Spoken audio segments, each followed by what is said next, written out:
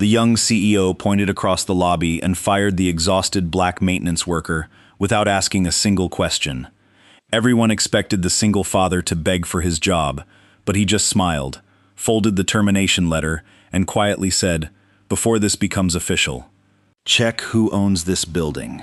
Within seconds, the company's attorney was staring at his tablet in horror, and the entire building realized the wrong man had just been humiliated.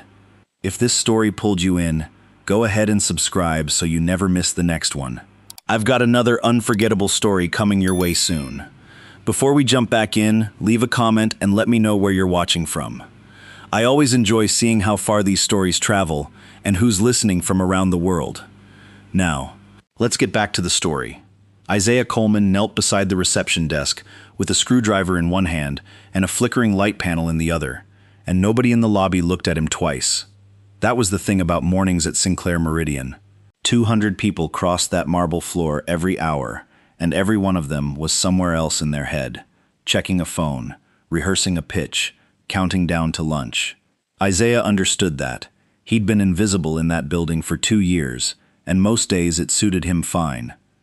He tightened the last screw and the panel steadied. No more flicker, no more hum. Small fix. Nobody would ever know it had been broken. That was most of the job, actually. Fixing things quietly enough that people forgot they'd ever needed fixing. He stood, joints protesting a little, and reached for his toolbox. His shoulder ached from carrying a generator up 4 flights an hour earlier, after the freight elevator jammed again. He sat down on an overturned crate near the wall, just for a second, just long enough to catch his breath and check the time on his watch. That was when the elevator doors opened.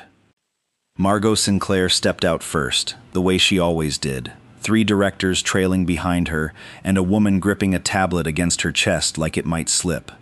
Margot's eyes moved across the lobby the way they always moved, fast, cataloging, looking for whatever wasn't working. They landed on Isaiah, sitting, not working, not moving. She didn't slow down to ask why. She didn't glance at the crate he'd hauled a generator on top of, or notice the sweat still drying on the back of his coveralls.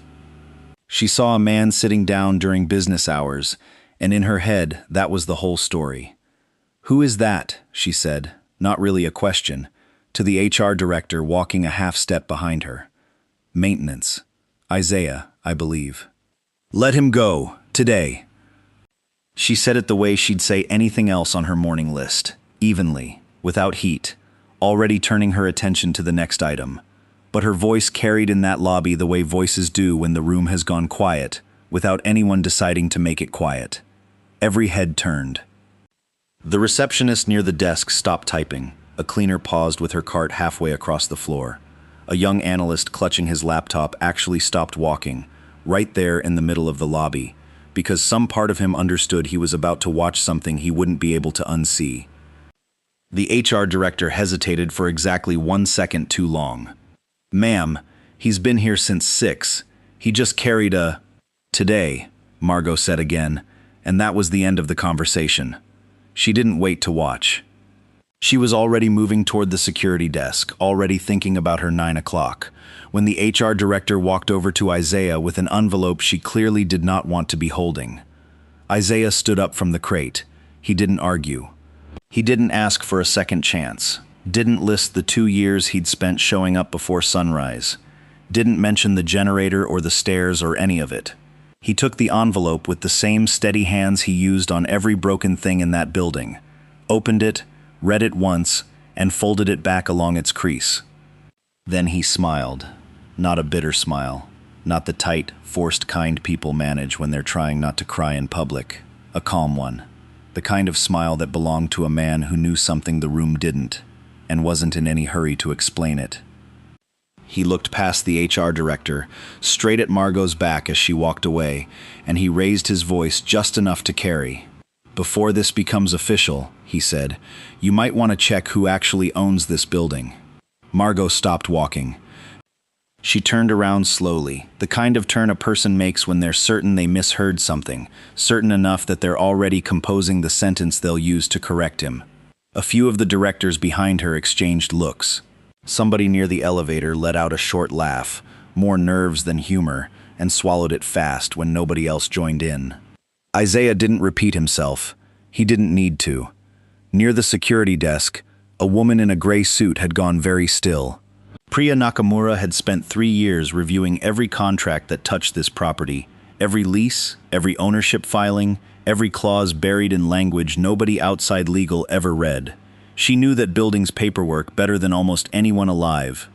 And something about the calm in Isaiah's voice made her stomach drop before her mind caught up to why.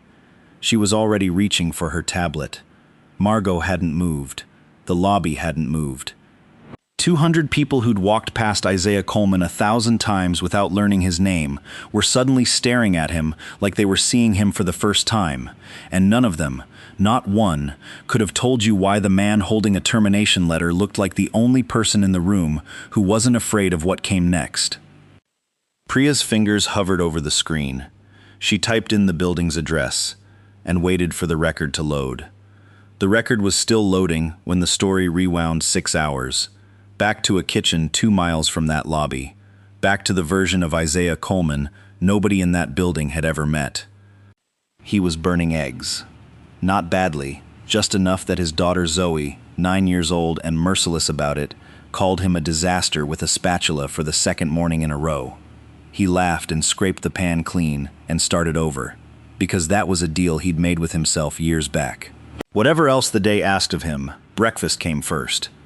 "You said that yesterday," Zoe said, not looking up from her cereal, "about starting over. And I'll say it again tomorrow, most likely." She grinned at that, the kind of grin that made the whole kitchen feel warmer than it had any right to feel at 6 in the morning. Isaiah watched her for a second longer than he needed to, the way he did most mornings, like he was trying to memorize her before the day could take any piece of her away. He fixed her braid in the hallway mirror while she recited state capitals for a quiz she swore she didn't need to study for, and clearly hadn't studied for. He packed her lunch in the container she'd decorated herself, a drawing of the two of them holding hands beneath a tall building neither of them could afford to walk into as anything but employees, though only one of them knew that wasn't quite true. In the hallway, before they left, he stopped the way he always stopped. There was a photograph on the shelf by the door, a woman with Zoe's exact laugh, gone 4 years now, taken by an illness that hadn't given any of them time to argue with it. He didn't say anything to the photograph. He never did. He just touched the frame once, the way another man might touch a doorpost on his way out, and kept walking. On the drive to school, he told Zoe the thing he told her most mornings, because some things are worth repeating until they take root. "People forget what you said, Zoe. They remember how you made them feel." She rolled her eyes the way 9-year-olds do when they've heard something enough times to know, somewhere underneath the eye roll, that it's true. He dropped her at the curb, watched her disappear through the doors before he let himself pull away, and drove downtown the way he had every weekday for 2 years. He parked in the employee lot instead of the reserved spaces closer to the entrance, spaces he'd never once used, though his name was on the deed of every inch of concrete beneath them. Isaiah knew that building better than almost anyone who worked in it. He knew which elevator stuck on the 9th floor if you rode it after 4 p.m. He knew the night guard's mother had been sick for 3 months and asked after her every single week without fail. He'd fixed the head cleaner's cart 3 separate times and never mentioned it to anyone who might have turned it into a line on a performance review. Nobody upstairs knew his name. That had been fine with him, mostly. There was a kind of peace in it he hadn't expected to find, being nobody in particular in a building that was, on paper, entirely his. There were small cracks in the disguise, if anyone upstairs had cared enough to look. The building manager treated him less like staff and more like someone he quietly answered to. Certain repair requests routed through legal instead of maintenance, and nobody ever asked why. Isaiah never explained any of it. Nobody ever asked him to. 2 years earlier, when he'd first floated the idea to the executives who ran Robinson Commercial Holdings on his behalf, they'd thought he was having some kind of breakdown. A man who owned 4 buildings downtown, one of the widest commercial portfolios in the city, wanted to spend his days fixing light fixtures and unclogging drains for a company that leased space from him and didn't know it. He'd given them a simple answer. He wanted to know what kind of company he was actually renting to, not the numbers on the lease. the truth of the place, how it treated the people who kept it running when nobody with a title was watching. For 2 years, he'd gotten his answer, one small moment at a time. Some people in that building treated him like he mattered. The receptionist who thanked him for fixing her office heater without being asked. The security guard who saved him a coffee on cold mornings. Small kindnesses, freely given, from people who had no idea who he was, and no reason to be kind, except that it was in them to be kind. Others walked past him like he was part of the furniture. 14 floors above where he was working that morning, Margot Sinclair was already 3 meetings into a day that hadn't gone the way she needed it to. She'd inherited the CEO's chair 18 months earlier, after a board that still measured her against her father's legacy of patience and long memory. Margot didn't have patience to spare. She had quarterly numbers, a board that texted her at midnight, and a growing conviction that the only way to prove she belonged in that chair was to run the company leaner than anyone before her ever had. She wasn't cruel. She was afraid, in the specific way ambitious people are afraid, of being remembered as the one who couldn't hold what she'd been handed. That fear had been showing up in her decisions for months. A tightened brake policy here, a restructuring memo there. Small, defensible choices that added up, floor by floor, into a building where people had learned to look busy rather than be honest. She didn't know Isaiah's name yet. In about 2 hours, she was going to learn it in front of everyone she'd ever have to answer to. The morning started the way most of Isaiah's mornings started, which was to say, it started before the building was ready for him. He fixed a leaking pipe under the second-floor break room sink before 6:30, working by the light on his phone because the overheads in that stairwell had been out for a week and nobody had filed the request yet. He helped an employee in a wheelchair get a stuck conference table moved so she could reach the outlet behind it, the two of them working in silence, except for her thanking him twice.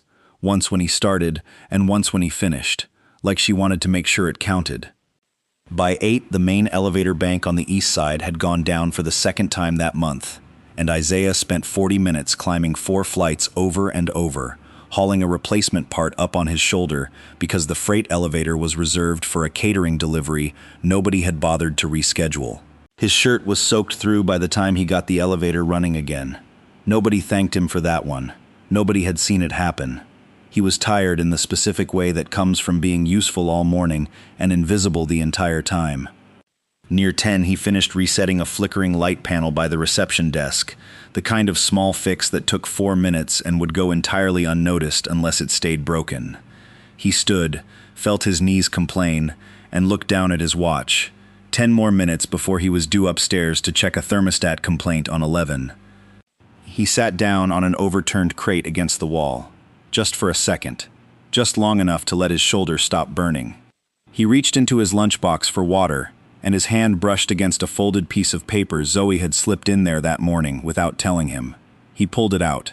A drawing, the two of them, holding hands, standing under a building that looked a lot like the one he was sitting inside of right now. Underneath it, in her careful 9-year-old handwriting, "I'm proud of you, Dad." He was still looking at it, half smiling, when the elevator doors across the lobby opened. Margot Sinclair walked out first, the way she always did, trailed by 3 directors and an assistant gripping a tablet against her chest. She was mid-sentence about something, gesturing with one hand, the other holding a coffee she hadn't had time to drink. Her eyes moved across the lobby out of habit more than intention, scanning for whatever wasn't working, whatever needed correcting before her 9 o'clock. They landed on Isaiah, sitting, not moving, a folded piece of paper in his hand instead of a tool. She didn't see the sweat still drying on the back of his coveralls. She didn't see the toolbox at his feet, still open from the elevator repair. She didn't see the 40 minutes of stairs, the leaking pipe, the wheelchair, any of it. She saw a maintenance worker sitting down in the middle of a Tuesday morning, and in the 2 seconds it took her to process that, the whole story wrote itself in her head without a single fact to back it up. She stopped walking. "Who is that?" she said, not really a question, to the HR director half a step behind her. "Maintenance. I believe his name's Isaiah." Margot's jaw tightened. She'd spent the last 18 months trying to prove to a board that still measured her against her father's memory that she could run this company differently. Tighter, leaner. No slack anywhere, because slack was how companies died slow deaths, and she was not going to be the CEO remembered for letting that happen on her floor. She didn't ask how long he'd been working. She didn't ask what he'd just carried up 4 flights of stairs. She didn't ask anything at all. "Let him go," she said. Today, the HR director hesitated, just barely, the kind of hesitation that lives and dies in under a second. "Ma'am, he's been here since." "Today," Margot said again, already turning to keep walking, already reaching for the next item on a list that didn't have room on it for a man on a crate. The lobby went quiet in the particular way rooms go quiet when everyone in them senses, all at once, that they're about to witness something they won't be able to unsee. The receptionist near the desk stopped typing. A cleaner paused with her cart halfway across the marble floor. A young analyst clutching his laptop actually stopped walking, right there in the open, because part of him already knew this was the kind of morning people talk about for years. Nobody said anything. That was the part that would sit heaviest with a few of them later, the not saying anything. Half the people in that lobby had watched Isaiah fix something for them personally in the last 2 years. Not one of them stepped forward. Fear does that to a room. It doesn't announce itself. It just sits in people's throats and keeps their mouths shut. The HR director walked toward Isaiah with an envelope she clearly did not want to be holding, her steps slow, her eyes anywhere but his face. Isaiah watched her come. He set Zoe's drawing carefully back inside his lunchbox, closed the lid, and stood up from the crate the way a man stands up when he already knows what's about to happen and has decided, somewhere between one breath and the next, exactly how he's going to meet it. He didn't reach for the envelope right away. He looked past the HR director, past the small crowd of frozen faces, toward Margot's back as she walked toward the security desk without a single glance behind her. She had no idea what she'd just started. He did. The HR director finally reached him, envelope held out like it might bite her. Isaiah took it. He didn't snatch it, didn't let it hang in the air between them, the way some men might, forcing her to stand there a beat longer than she wanted to. He just took it, the same steady way he took anything. A wrench, a light fixture, a stack of boxes too heavy for the intern trying to carry them alone. He opened it, read the single paragraph inside once, all the way through, and folded it back along its crease like he was folding a shirt. "Thank you," he said to her, quiet enough that only she and the 2 people closest to them heard it. "I know that wasn't easy for you to walk over here." The HR director's eyes went glassy for half a second before she blinked it away and nodded, unable to manage words. He tucked the envelope into his lunchbox next to Zoe's drawing and closed the lid. Then he smiled. It wasn't the smile anyone in that lobby was braced for. Not bitter, not forced, not the tight, stretched, thin look of a man trying to hold himself together in public. It was calm, unhurried, the kind of smile that belonged to someone who already knew how the next 5 minutes were going to go and wasn't in any rush to get there. A few people near him actually took a half step back, the way you do when something doesn't match what you expected and your body reacts before your mind catches up. Isaiah picked up his toolbox in one hand, his lunchbox in the other, and looked across the lobby to where Margot Sinclair had nearly reached the security desk, still talking to one of her directors, still moving like nothing behind her mattered. "Ms. Sinclair," he said. His voice wasn't loud. It didn't need to be. The lobby had gone so silent that it carried anyway, all the way across the marble floor, past the frozen receptionist, past the cleaner still gripping her cart, straight to the back of Margot's head. She stopped. She turned around slowly, the particular slow turn of someone who's certain they've misheard something and is already composing the sentence they'll use to correct it. Her director beside her went still.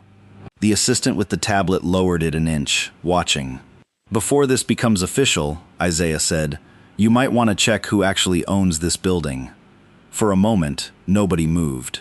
Somebody near the elevators let out a short laugh, more nerves than humor, and swallowed it fast when nobody else joined in. One of the directors glanced at Margot, waiting to see how she'd take it, ready to laugh along with her if she decided it was funny. Margot didn't laugh. She studied him for a second, the way she studied anything she considered a problem, looking for the angle, the leverage, the thing that would let her dismiss it and move on with her morning. A maintenance worker, mid-termination, making a claim like that. It had the shape of a bluff. People said things like that when they had nothing left to lose and wanted to feel, for one moment, like they still held some kind of power in the room. "Is that right?" she said, and there was an edge under the words now, thin but audible. "It is," Isaiah said, "nothing more." No explanation, no evidence produced on the spot, no dramatic reveal. Just the statement, offered once, the way a man offers something he has no need to repeat, because he's not the one who's going to be proven wrong. Margot almost smiled herself then, the reflexive kind, the kind that comes from a place of certainty rather than amusement. She turned to walk away, ready to let the moment die where it stood, another strange thing said by someone on his way out the door, forgotten by lunch. She didn't get 3 steps. Near the security desk, a woman in a gray suit had gone very still, her tablet already in her hand, her thumb already moving across the screen. Priya Nakamura had spent 3 years inside this company's legal department, and a good part of that time buried in property filings, lease agreements, ownership records, the paperwork nobody else in the building ever thought twice about. She knew that building's history better than almost anyone alive, knew it the way some people know the names of every relative on a family tree nobody else bothers to trace. And something about the calm in Isaiah's voice had landed wrong in her stomach before her mind had even finished processing the sentence. She wasn't sure why. She just knew that men who were bluffing didn't usually sound like that. Bluffing had a texture to it, a strain underneath the confidence. This hadn't had any strain in it at all. She pulled up the property database on her tablet, fingers moving fast, and typed in the building's address. The screen loaded slower than she wanted it to. Margot had nearly reached the security desk when she noticed Priya wasn't walking with the group anymore. She turned, half impatient, ready to ask what was taking so long, and caught sight of her legal counsel's face. Priya wasn't looking at her. She was looking at the screen, and whatever was on it had drained every bit of color from her expression, the particular kind of pale that comes from realizing, all at once, that you've just watched something happen that cannot be undone. "Priya," Margot said, "what is it?" Priya didn't answer right away. She looked up instead, past Margot, across the lobby, to where Isaiah Coleman stood by the doors with his toolbox in one hand and his daughter's drawing tucked safely inside a lunchbox in the other, waiting, unbothered, for the rest of the room to catch up to what he'd already known walking in that morning. "What is it?" Margot asked again, and this time there was something under the impatience that hadn't been there a moment ago, a thread of doubt, thin as wire, pulling tight. Priya turned the tablet around. Margot took it without quite deciding to, her eyes moving down the screen the way eyes move down a page when the mind is still catching up to what the mouth is about to have to say out loud. Property record, parcel number, a registered owner listed in clean, unremarkable font, the kind of font that didn't care what it was about to do to someone's morning. Robinson Commercial Holdings, managing owner, Isaiah Coleman. She read it once, then again, slower, the way a person rereads a sentence hoping the second pass will produce a different result than the first. It didn't. The words sat exactly where they'd been sitting, patient, unbothered, the way facts tend to be when they've been true for years and are only now getting noticed. "That's not possible," Margot said, quiet enough that only Priya heard it. "I pulled it directly. I can pull the deed history if you want it, the transfer records, all of it. It's not a clerical error." Priya's voice had steadied some, the professional reflex kicking in even as her hands were still faintly unsteady. "This building has been under Robinson Commercial Holdings for 11 years. Coleman's been the managing owner the whole time." Margot looked up from the screen, across the lobby, to the man she'd just had escorted out of a job he'd apparently owned the building around. Isaiah hadn't moved. He stood by the doors with his toolbox in one hand, unhurried, watching the whole thing unfold the way a person watches weather they'd already checked the forecast for. The lobby had gone from silent to something heavier than silent. Employees who'd frozen in place during the firing were still frozen, but the shape of it had changed. A few phones had come out, held low, not quite recording, not quite not. The young analyst who'd stopped walking earlier hadn't started again. The cleaner with the cart had abandoned any pretense of working and was simply watching, the way you watch something you know you'll be telling people about for years. Margot handed the tablet back to Priya and crossed the lobby herself this time, her earlier stride gone, replaced by something slower, more careful, the walk of someone recalculating with every step. She stopped a few feet from Isaiah. "You own this building," she said. Not quite a question, not quite an accusation either. Just the fact, said out loud for the first time, testing how it felt in her mouth. "I do," Isaiah said. "And you've been working maintenance." "Here, for how long?" 2 years, this coming spring." Margot's eyes searched his face for something. Sarcasm, maybe, or the particular satisfaction of a man about to enjoy watching someone squirm. She didn't find it. What she found instead was harder to place, something steady and unbothered, like she was looking at a man who'd already worked through whatever anger this moment might have earned him a long time before she ever met him. "Why?" she said, and it came out smaller than she meant it to. Isaiah considered the question the way he considered most things, without rushing toward an answer just to fill the silence. "That's a longer conversation than we've got time for right now," he said. "My daughter's out of school in 30 minutes, and I told her I'd be there." Margot opened her mouth, closed it. There was a version of this moment where she demanded he stay, pulled rank, insisted the conversation happen on her schedule instead of his. She could feel the old instinct reaching for it, the same instinct that had told her to fire him in the first place without asking a single question first. She let it go. "The termination," she started. "I need to—" "You don't need to do anything right now," Isaiah said, not unkindly.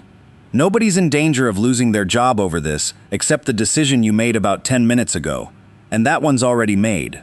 We can talk properly, just not standing in a lobby with an audience." He picked up his lunchbox from where he'd set it down, the drawing and the termination letter both tucked safely inside it, and gave the HR director a small nod on his way past her, the same nod he might have given her on any other Tuesday. Then he walked out through the same glass doors 200 people walked through every morning without ever noticing him, and this time every single one of them noticed. Margot stood in the middle of the lobby long after the doors had swung shut behind him, aware in a way she rarely let herself be aware of anything that every person in that space was watching her instead of him now, watching to see what she'd do, watching to see if the woman who'd just fired the landlord standing in his own building had anything left to say about it. She didn't, not yet. Not anything that would have sounded like more than noise. Priya came to stand beside her, tablet still in hand, voice low enough that it wouldn't carry. "What do you want to do?" Margot kept looking at the doors, at the space where Isaiah Coleman had just walked out to go pick up his daughter, like nothing extraordinary had happened at all, like he hadn't just upended everything she thought she understood about her own morning. "I don't know yet," she said, "but I know it starts with figuring out who that man actually is. Somewhere right now, there's a person doing exactly what Isaiah does. Showing up early, fixing what's broken, getting no credit for any of it. If this story is hitting you the way it's hitting me, don't just watch it and move on. Subscribe before you go, because people like that deserve more of us paying attention." By the time Isaiah picked Zoe up from school, the story of what happened in the Sinclair Meridian lobby had already outpaced him. He didn't know that yet. He was crouched by the curb, listening to Zoe explain, in exhaustive detail, why her state capitals quiz had gone fine, not great, fine, when his phone buzzed for the 4th time in 10 minutes. He didn't check it. Whatever it was could wait until his daughter was done talking, because some things came first, no matter what else was happening in the world.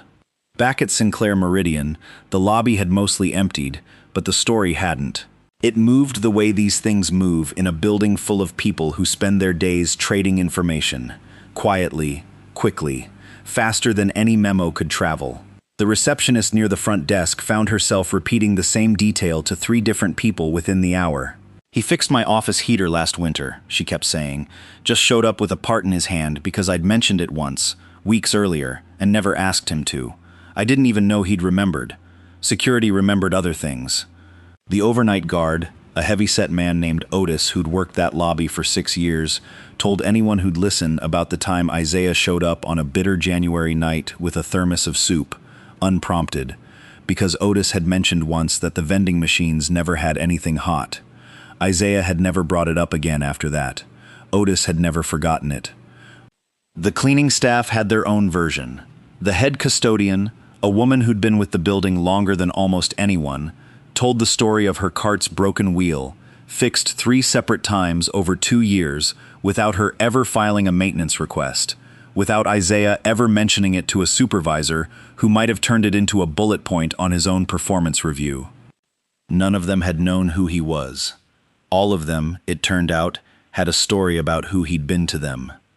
Upstairs, in a corner office that suddenly felt smaller than it had that morning, Margot sat with a folder Priya had assembled in under 2 hours. Thin but dense, the kind of folder that changes how a person understands their own day. Isaiah Coleman and his late wife had built a modest construction company from almost nothing, back when neither of them had 2 matching chairs in their first apartment. Long nights, weekend jobs that paid in cash and exhaustion. A business built the slow way, one contract at a time, one relationship at a time, until it had grown into something substantial enough to start buying property instead of just building on it. They hadn't spent the money the way people expect money like that to be spent. No sudden houses in the hills, no matching cars in a driveway built to be photographed. They'd put almost everything back into commercial real estate downtown, patient, unglamorous purchases that most people wouldn't have looked at twice. One of those purchases, made years before either of them could have guessed what it would eventually house, was the building that now carried Sinclair Meridian's name on its lease and Isaiah Coleman's name on its deed. Then his wife got sick. The folder didn't say much about that part, because there wasn't much anyone outside the family had ever been told. A sudden illness, a fast decline, a funeral that Priya's research had turned up almost by accident, buried in an old newspaper archive, 4 years back now. After that, according to the little that could be pieced together, Isaiah had stepped back from almost everything, handed the day-to-day of Robinson Commercial Holdings to a small team of people he trusted completely, kept his name off anything public that didn't absolutely require it, and disappeared, as far as most of the business world was concerned, into a much quieter life. Margot read the folder twice. She kept coming back to one detail, small, almost incidental, buried in a line about the transfer of daily operations. He had a daughter, 9 years old. No other family listed as involved in his care. She thought about her own father, the man whose legacy she'd spent 18 months trying to outrun and outperform in equal measure, and the story he used to tell about the year before he built his own first office, when he'd worked the loading dock of another man's company just to understand, in his words, what it actually felt like to carry something heavy for somebody who'd never once say thank you. She'd always thought that story was about grit. Sitting in her office now, looking at a photograph Priya had found of a much younger Isaiah Coleman standing in front of a half-finished building with his wife beside him, both of them laughing at something outside the frame, Margot wasn't so sure anymore that grit was the whole point of it. Her phone buzzed. A text from the board chair, 3 words long, the kind of message that arrived when word had already reached rooms she hadn't expected it to reach this fast. "Call me, now." She set the phone face down on her desk without answering it, not yet, and looked out the window at the city below, at a skyline that contained at least 4 buildings she now knew. With total certainty, she understood far less about than she'd believed that morning. Somewhere across town, Isaiah was buckling Zoe into the back seat of his car, listening to her explain, with total conviction, that Guatemala's capital was definitely not the one she'd written on her quiz, and that she was almost certain she'd get partial credit anyway.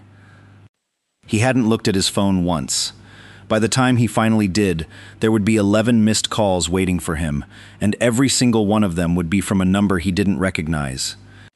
Isaiah didn't check his phone until Zoe was settled at the kitchen table, with her homework spread out in front of her, a snack within reach, the television murmuring low in the next room, the way it always did when she wanted background noise but swore she wasn't watching it.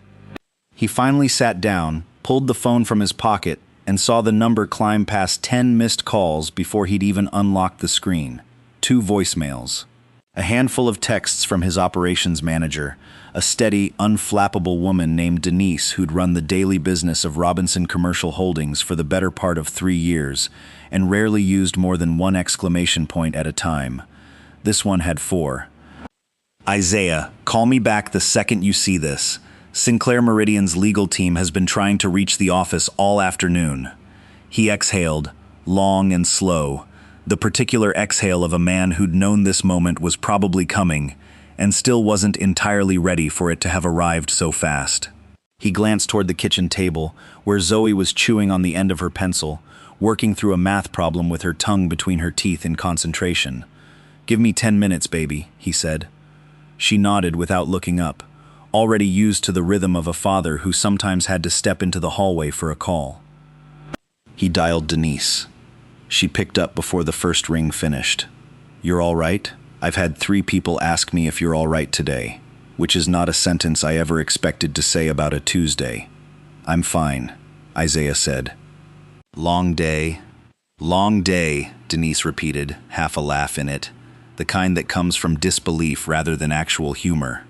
"Isaiah, Sinclair Meridian's general counsel called our office 4 times in 2 hours. Their CEO fired you. In your own building. Publicly. And then apparently found out about 30 seconds later that she doesn't have the authority to do that, because you're the one who owns the lease she's operating under. That's about the shape of it, yeah. You could have told me you were planning something like this."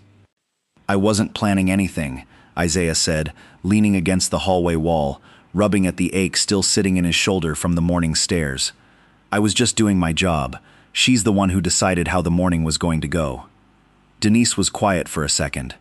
She'd worked with Isaiah long enough to know the difference between him downplaying something and him telling the plain truth, and this had the plain, unhurried texture of the truth. "What do you want me to tell them?" she asked. "They want a meeting." Their legal counsel used the word urgently twice in one voicemail. Isaiah thought about it, really thought about it, the way he thought about most decisions that mattered, without letting the urgency in someone else's voice dictate the pace of his own. "Tell them I'm available tomorrow afternoon, not today." They're going to push back on that. Let them push. I've got a daughter with a math worksheet at the kitchen table, and that comes first, same as it does every day. This isn't an emergency, Denise. It's a conversation. It'll keep until tomorrow. There was something in the way he said it, calm and unbothered, that made Denise go quiet again, this time not out of confusion, but something closer to admiration, an old feeling she'd learned to have for the man on the other end of the line a long time ago, and mostly stopped noticing because it had become so familiar. "You're not even a little bit satisfied," she said finally, "are you? After 2 years of nobody in that building having any idea who you were, and today they all found out at once, and you're not even a little satisfied by that." Isaiah looked back toward the kitchen, where Zoe had abandoned her pencil in favor of humming along with whatever was playing on the television, some cartoon theme song she'd known by heart for years. "I don't know yet," he said honestly. "Ask me again tomorrow." They talked through a few more details, logistics mostly, what Denise should and shouldn't say if the calls kept coming before tomorrow's meeting, and then he hung up and stood in the hallway a moment longer than he needed to, turning the day over in his mind the way he did most nights, looking for the parts of it worth keeping and the parts worth letting go. He thought about Margot's face in that lobby, the particular expression of someone whose entire understanding of a moment had just been rearranged in front of an audience. He thought about the HR director's hands shaking slightly as she'd handed him the envelope, and how she'd looked more sorry than anyone else in that room, despite being the one who'd technically carried out the firing. He thought about the receptionist, the security guard, the head custodian, all the small kindnesses traded quietly over 2 years with people who had no idea what he was capable of giving back if he'd ever wanted to.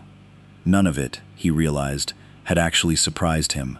Not the firing, not the reveal, not the 11 missed calls now sitting quiet in his pocket. He'd built this experiment slowly enough, watched it long enough, that he'd known some version of today was always coming. What he hadn't expected was how little anger he could find in himself about any of it. He walked back into the kitchen, sat down across from Zoe, and picked up the eraser she'd abandoned somewhere near her homework. "All right," he said, "let's see this math problem giving you trouble." Margot's call with the board chair lasted 40 minutes, and by the end of it, she understood two things clearly.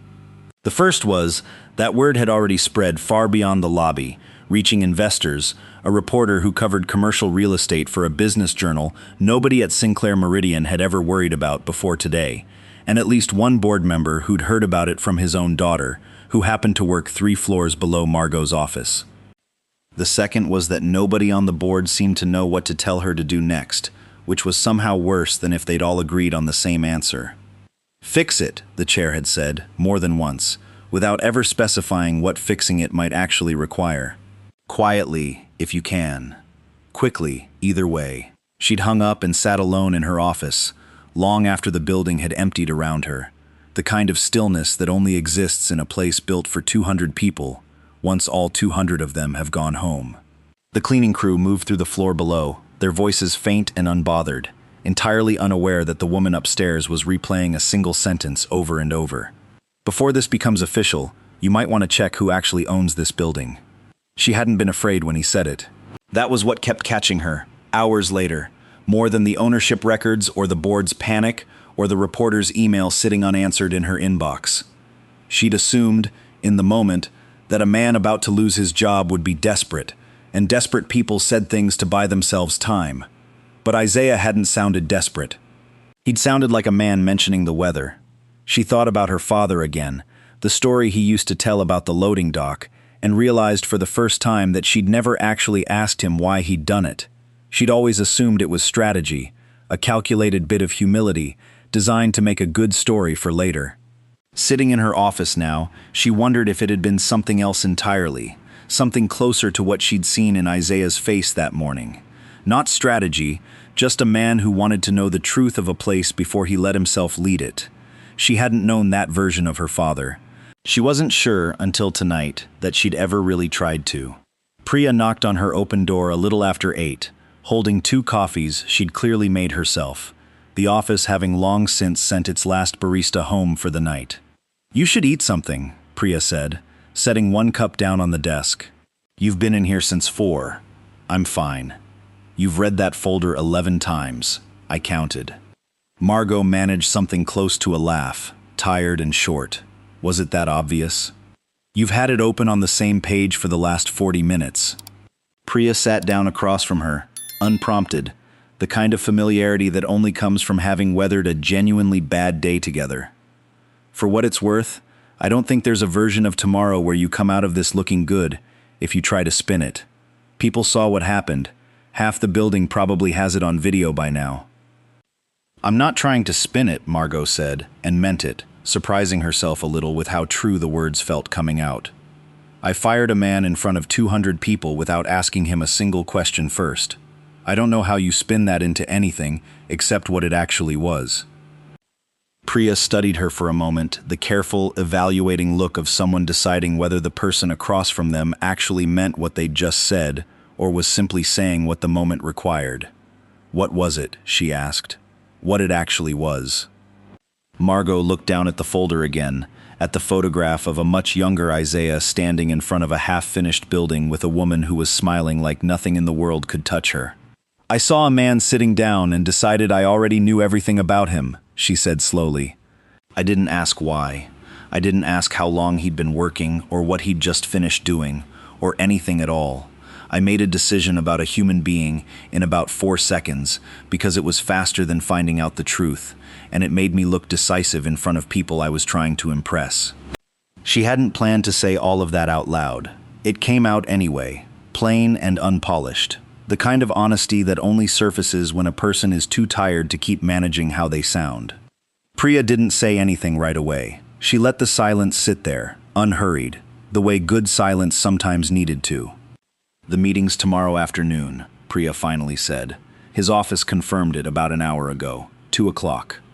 "What do I even say to him?" "I think," Priya said carefully, That's a question only you can actually answer. But if it helps, I don't think he's coming into that meeting looking for revenge.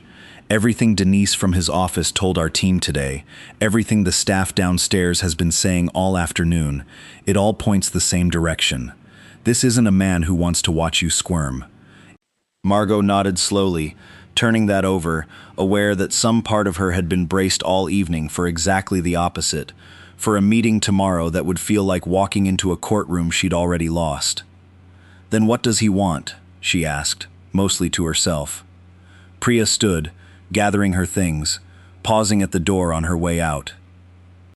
I think, she said, you're going to have to ask him.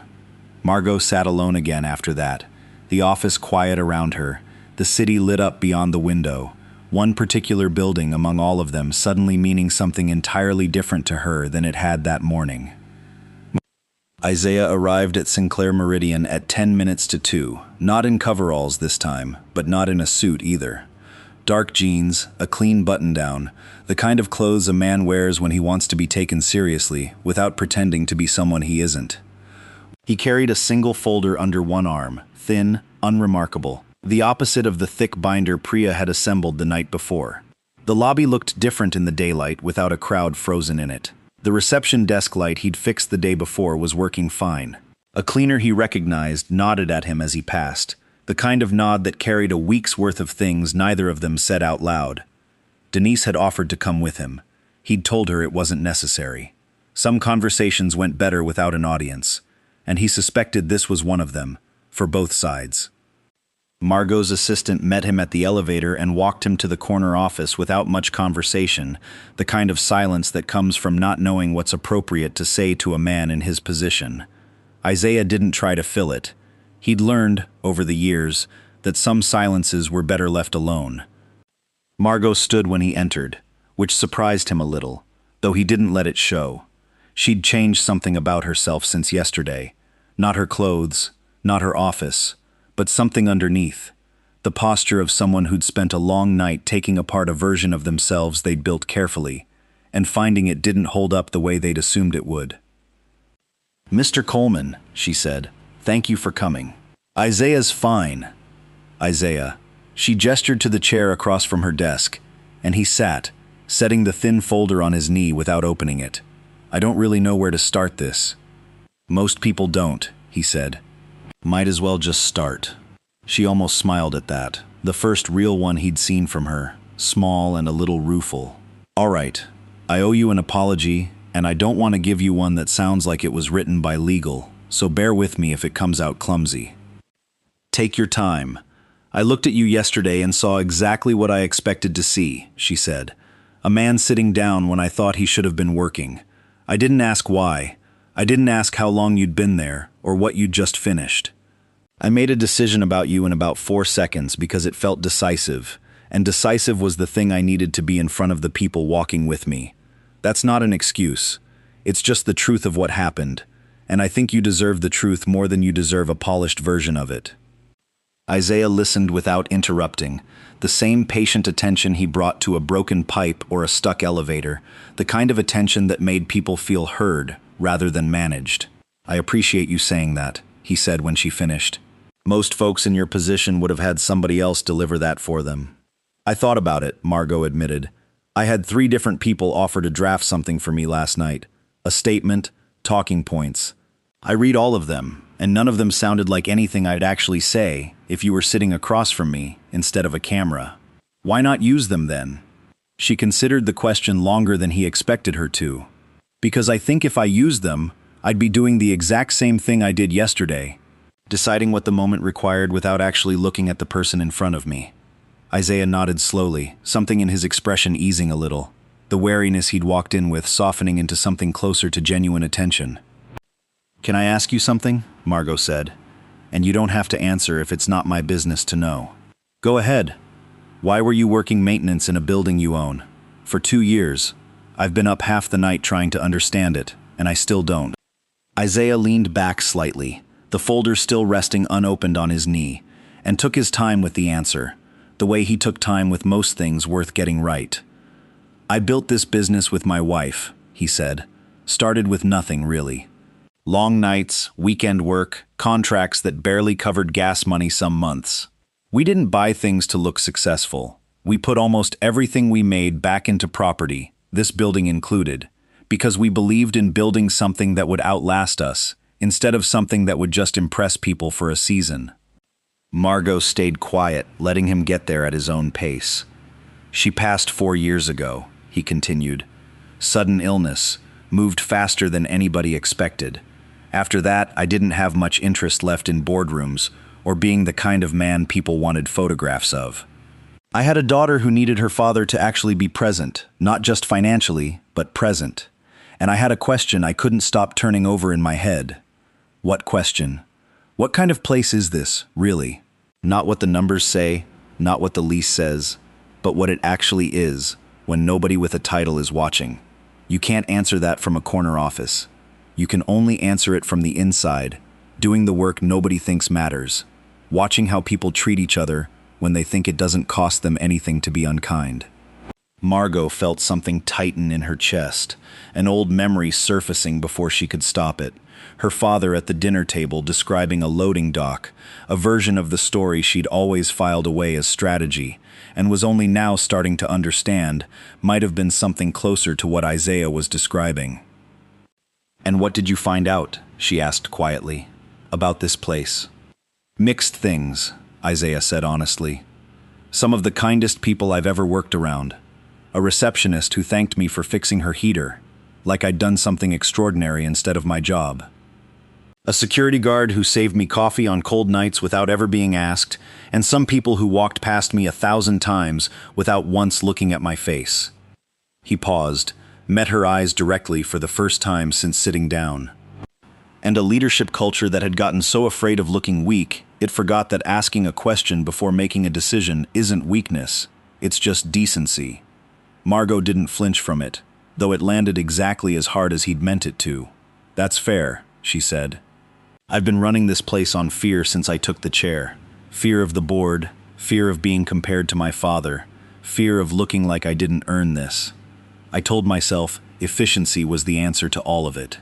I didn't realize how much I'd let that turn into cruelty until I watched myself do it in front of 200 people yesterday." "Realizing it's the hard part," Isaiah said. "Most people never get there." "What happens now?" Margot asked. "With the lease? With any of it?" Isaiah finally opened the thin folder on his knee, sliding a single page across the desk toward her. "Not a legal notice, not a demand. A short, handwritten list. I'm not interested in punishing this company," he said. "Never was. But if we're going to keep doing business together, I want to talk about what this place looks like for the people who don't have a corner office. Starting there." Margot looked down at the list, then back up at him, and for the first time in 18 months, felt something that wasn't fear driving her next decision. "Let's talk," she said. "Most people never get the apology they deserve. Isaiah's about to get his, but only because you stayed long enough to see it happen. If that means something to you, don't let this be the last one of these stories you watch. Subscribe now, while it's still fresh, so you don't miss the next person who deserved better and finally got it." The list Isaiah slid across the desk wasn't long, but Margot read it 3 times before she said anything. Expanded paid leave for employees caring for sick family members. A child care stipend for hourly staff who couldn't afford the building's downtown rates. A guaranteed freight elevator maintenance schedule, underlined twice, which made her almost laugh out loud despite everything. Cross-training so no single person carried the weight of an entire building's upkeep alone. And a standing policy that no termination decision could be made without at least one conversation first. "That's it," she said, looking up. "This is the whole ask." "That's it," Isaiah confirmed. "I told you I wasn't interested in punishing anybody. I meant it. The board's going to ask what this costs us." "It'll cost less than what happened yesterday already cost you," Isaiah said, not unkindly. "That reporter's already written the story in her head. The only question left is whether the ending she writes involves you fixing something or defending something." Margot sat with that for a moment, then nodded slowly, the decision settling into her the way real decisions do, quietly, without fanfare. "I want to bring this to the full staff, not just the board. Tomorrow morning, in the lobby, same place. I want to say what I need to say where everyone can hear it, not buried in a memo nobody reads. That's your call to make, Isaiah said, not mine. Would you be there? He considered it. I'll be there, not up front, just there. The next morning, the lobby filled the way it always did, marble floors, glass doors swinging open every few seconds. Except this time, nobody was looking at their phones. Word had traveled fast enough that most of the building already knew something was coming, even if they didn't know exactly what. Margot stood near the reception desk. The same spot where the light panel Isaiah had fixed 2 days earlier still worked without a flicker. She didn't have notes. She'd tried writing something the night before and torn it up twice, finally deciding the only version worth saying was the one that came without a script. 2 days ago, she started, her voice carrying easily across the quiet lobby. I fired a man in front of most of you, without asking him a single question first. Some of you watched it happen. Some of you have probably heard about it a dozen times since. I'm not going to pretend it happened differently than it did, and I'm not going to stand here and explain it away. She paused, found Isaiah near the back of the crowd, standing beside the security desk in the same spot he used to work, not up front the way she'd offered, exactly as he'd said. I judged a man because I saw something for 4 seconds and decided that was the whole truth of him. It wasn't. It never is. And I think if I'm honest with myself, that's not the first time I've done that here. I've run this place for 18 months trying to prove I could be tougher, faster, more decisive than anyone expected, and somewhere along the way I let that turn into treating people like line items instead of human beings. A few people in the crowd exchanged glances. Nobody spoke.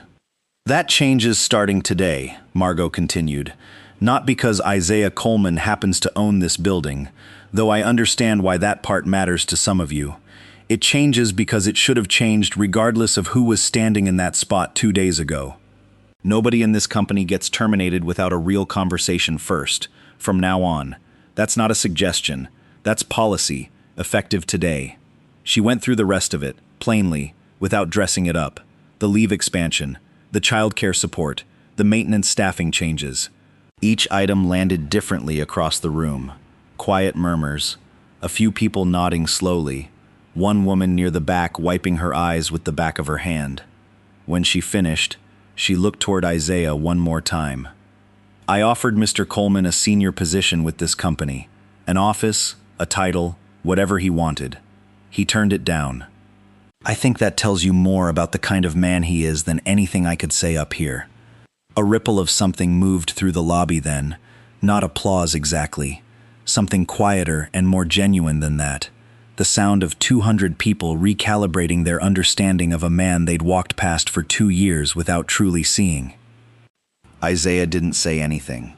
He gave a small nod toward Margot, picked his toolbox up from where he'd set it by the security desk, and went back to work, because the elevator on the east side had started sticking again, and somebody needed to look at it before it got worse.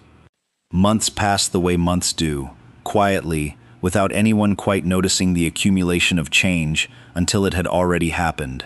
The childcare stipend helped a maintenance worker 2 floors down afford care for her son during summer break. The new leave policy let an accountant on the 7th floor be with her father through his final weeks without worrying about her job. The freight elevator, against all odds, stayed running for longer stretches than anyone at Sinclair Meridian could remember. Isaiah kept working.